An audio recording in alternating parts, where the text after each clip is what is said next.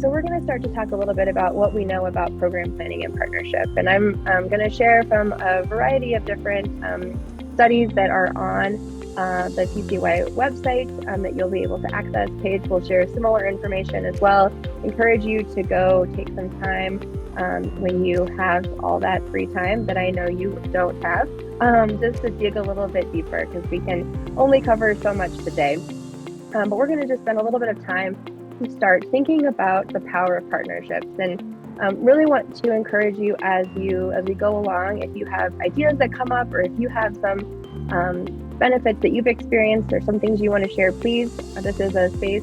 I am as much a learner as I am a guide here, so please share what comes to mind. But really just want to kind of start to think about the big picture, the big impact that partnerships can have.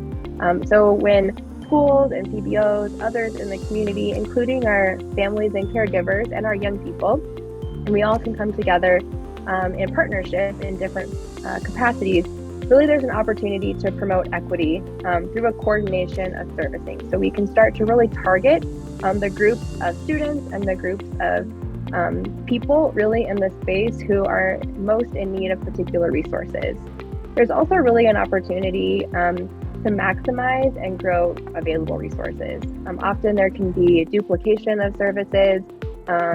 So when we are able to come together and with a shared vision, with that collaborative space, we can really start to share resources potentially more effectively to have even greater impact on our young people and our communities. Being able to kind of have a systems-based approach, or thinking about partnerships with a little bit of depth and collaboration, there's an opportunity for them to withstand leadership changes over time. So partnerships become less about the people and the initial relationships. Obviously, that's a critical element of having relationships, but not so much about the specific person, but more about the entity itself and the people within that organization, within that partnership, so it can kind of continue on and not have to restart if someone leaves. And then lastly here, when you're thinking about the power of partnerships, just the opportunity to build capacity and coordination. And it's listed here around professional development and program quality, but it's also in so many other facets. As Alea mentioned early on, when you're thinking about long days, or like 9-hour days, more days, just even if they were short days, the opportunity to really have multiple people at the table allows there just to be that additional capacity and coordination.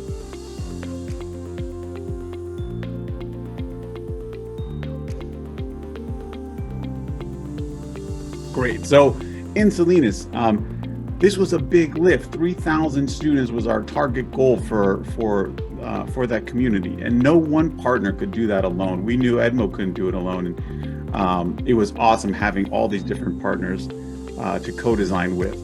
And we had a partner that did around literacy. We had a partner around theater, a partner who did outdoor recreation. And so we really collaborated. Each one brought their specialty to co-design this program.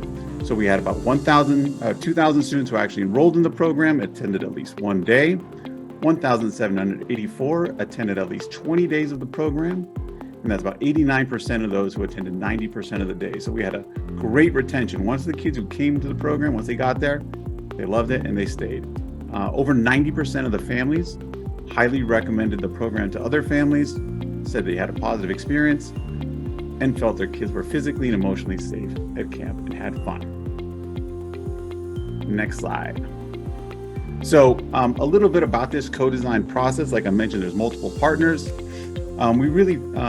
We started planning this on March 28th. By the time the whole RFP process went through and partners were selected, and then we had a kickoff meeting, it was March 28th. So a little NR after that says not recommended. We would recommend starting at the latest March 1st to give yourself at least a full 3 months to plan before the start of summer. But regardless, we managed to do it.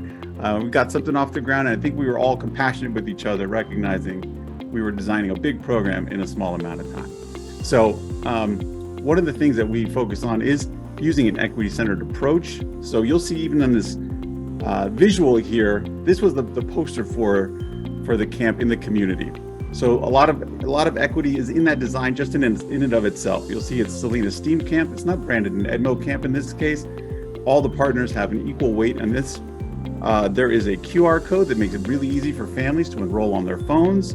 Everything was written in English and in Spanish. And the photos and everything are reflective of the community that we're working with.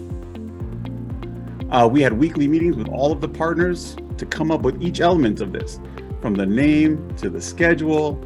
Everything was co-designed with all the partners together.